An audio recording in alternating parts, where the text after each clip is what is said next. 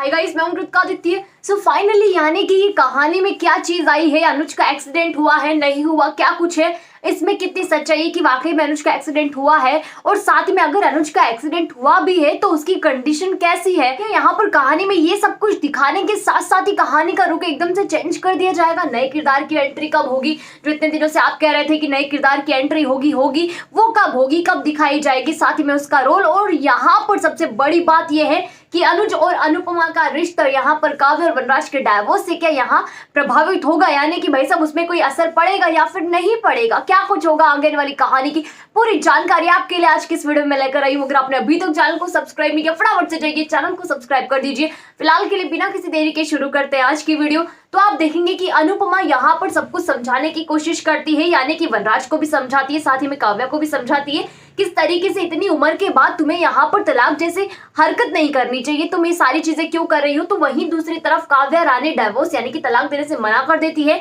और वनराज चाहता है कि काव्या से किसी भी कीमत पर वो तलाक लेकर आए। अब ये सारी चीजें चल रही होती कि तभी काव्या यहाँ पर बचकानी जैसी हरकत कर देती है, यानी कि भाई साहब अपना सिर खुद ही फोड़ लेती है। अभी सारी चीजें तो उसने कर ली है, लेकिन यहाँ सबसे बड़ी बात ये आती है कि काव्या वनराज से कहती है कि ये सारी चीजों का भांडा मैं तुम पर फोड़ूंगी, यानी कि पुलिस को जाकर कहूंगी कि तुमने अकेली नारी यानी कि भाई साहब मुझ जैसी नारी पर तुमने यहाँ पर वार किया है और तुम मुझे जान से मारने की कोशिश करना चाहते हो। कि सारी चीजें जैसे ही अनुपमा और वनराज सुनते हैं तो बहुत ही ज्यादा शॉक्ड हो जाते हैं कि काव्या इतनी हद तक कैसे गिर सकती है। भाई साहब वो पहले से ही गिरी हुई है, इस हद तक क्या वो तो जाने कितनी हद तक गिर सकती है। तो वो सारी चीजें यहाँ पर काव्या कह देती है, लेकिन वनराज को इन सब चीजों से कोई फर्क नहीं पड़ने वाला। वो भाई साहब क्या करते हैं, फोन लगाते हैं पुलिस को और कहते हैं कि लो मैं तुम्हें खुद ही यहाँ पर पुलिस से बात करने को कह देता हूँ, क्या फर्क पड़ता है, तुम यहाँ पर तुम कॉल करो चाहे मैं कॉल करूँ, तुम्हें बात करनी ना बात करो। ये सारी चीजें ड्रामा बहुत ही ज्यादा हाई लेवल तक पहुंच जाता है। अनुपमा को कुछ समझ में नहीं आता कि दोनों में से आखिरकार समझाए तो समझाए किसे। एक यहाँ पर अनाड़ी है तो भाई साहब दूसरा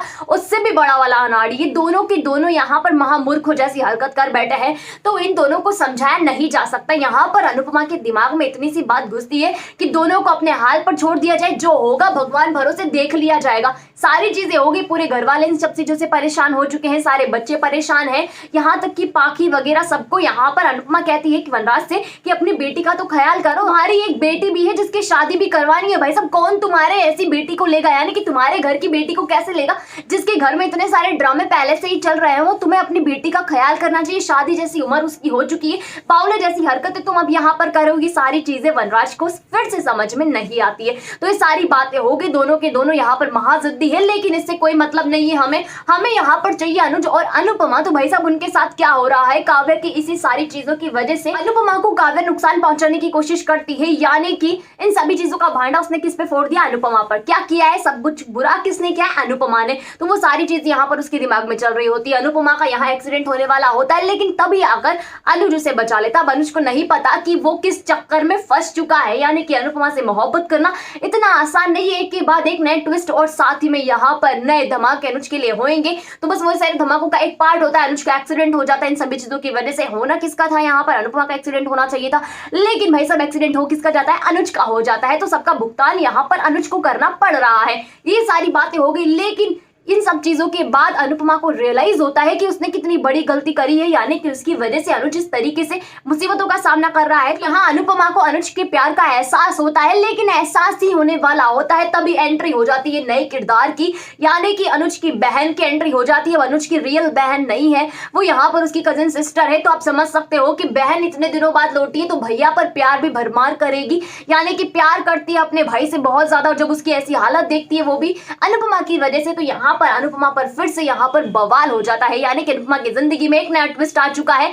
बहन भी यहाँ पर अनुपमा पर बहुत बुरी तरीके से बरसती है कि मेरे भाई की तुमने कैसी हालत कर दी है, प्यार करता है, मोहब्बत करता है और तुम्हें इसकी कोई भी परवाह नहीं है। ये सारी चीजें होंगी, यानी कि अनुपमा को आगे आने वाले दिनों में अपने प्यार का इजहार भी होगा, अपने प्यार का रियलाइजेशन भी हो जाता है कि वो अनुज से कितनी ज्यादा मोहब्बत करती है और अनुज के बिना नहीं जी सकती। और यही सारी चीजें मेकर्स को चाहिए, इसलिए एक्सीडेंट का ड्रामा भी डाला है। आगे भी आपके लिए ऐसे नए बहुत सारे ड्रामे डालेंगे, लेकिन 100% श्योर पक्का है कि अनुपमा भाई साहब यहाँ पर इजहार भी करेगी, शादी भी करेगी, मोहब्बत भी होगी, सिर्फ और सिर्फ अनुज और अनुपमा के बीच में। यानी कि वनराज का तलाक हो तो अच्छा, यहाँ पर उसके काव्या के साथ रहे तो अच्छा। वनराज कभी भी अनुपमा की जिंदगी में दोबारा एंट्री नहीं मार सकता। तो ये सारी चीजें होंगी। अगर आपको आज की वीडियो अच्छी लगी, उस वीडियो को लाइक कीजिएगा, शेयर कीजिएगा, कमेंट करके मुझे ये बताइएगा कि आप चाहते हो ना कि अनुपमा और अनुज एक हो जाए, उनकी शादी हो जाए और यहाँ पर बहुत ही जल्दी ये सारी चीजें हो जाए। अगर आप चाहते हो कि ये सारी चीजें हो तो कमेंट सेक्शन में कमेंट करके मुझे ये जरूर बताइएगा। साथ ही में जिन लोगों ने अभी तक चैनल को सब्सक्राइब नहीं किया, फटाफट से जाइए चैनल को सब्सक्राइब कर दीजिए, वहीं पास में नोटिफिकेशन के बेल आइकन का बटन है उसे भी प्रेस कर दीजिएगा, ताकि जब भी हमारी वीडियो सबसे पहले आप तक पहुंचे बिना किसी रुकावट के।